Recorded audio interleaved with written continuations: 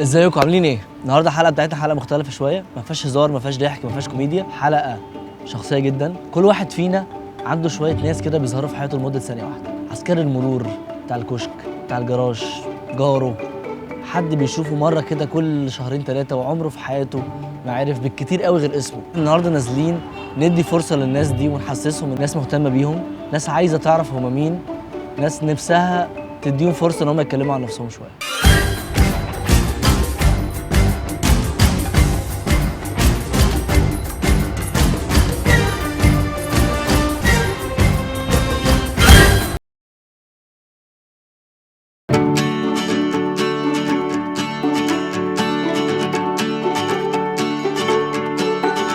اسم حضرتك ايه؟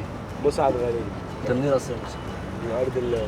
وشغال هنا بقالك قد ايه؟ يعني بابايا شغال هنا بقاله فوق 20 سنة. طب ايه بقى بتحب تعمل ايه لما مبقاش بتشتغل؟ بتعمل ايه؟ قاعد نلعب كورة بنقعد هناك شوية. يعني اكتر حاجة يعني درس يعني اتعلمته من الشغل؟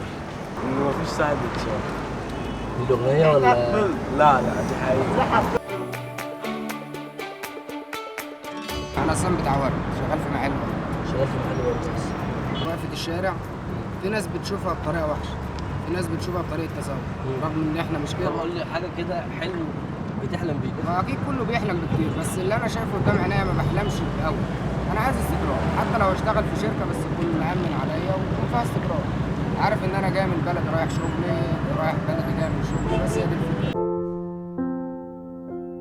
أنا بشوفك على طول بتساعد عم خليفة باباك.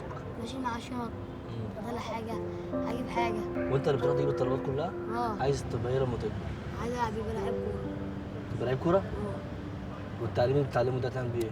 أنا بحب الكورة أحسن من التعليم. تلعب كورة كويس ولا أي كلام؟ اه بلعب كورة كويس.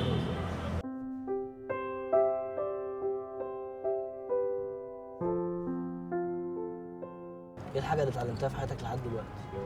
الحاجة اللي أنا بحبها لحد دلوقتي أنا ما بخافش من حد. ما تخافش من حد. اه أنا ما بقى أمي وربنا بس كده.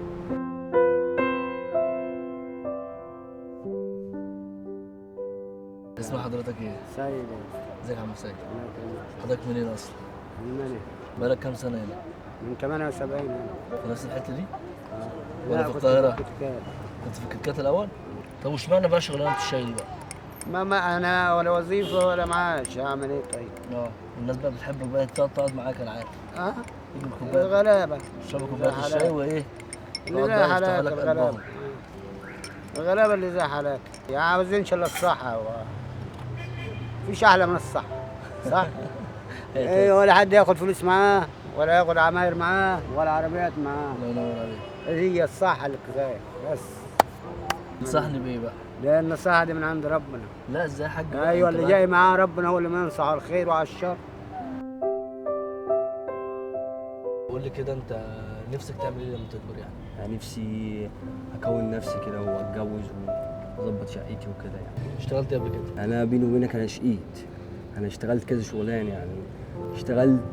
اشتغلت نجار مسلح، فرن فينو، مغسله، بتاع انابيب. اشتغلت حوالي 6 شغلانات. انا عايز كل الناس تبقى في خير في امان. تمام ماشي. دي الناس اللي بشوفها كل يوم وانا طالع شغلي، بقول لهم بس السلام عليكم. مش متخيلين فرقت معاهم ازاي لما حسوا ان انا عايز اعرفهم اكتر.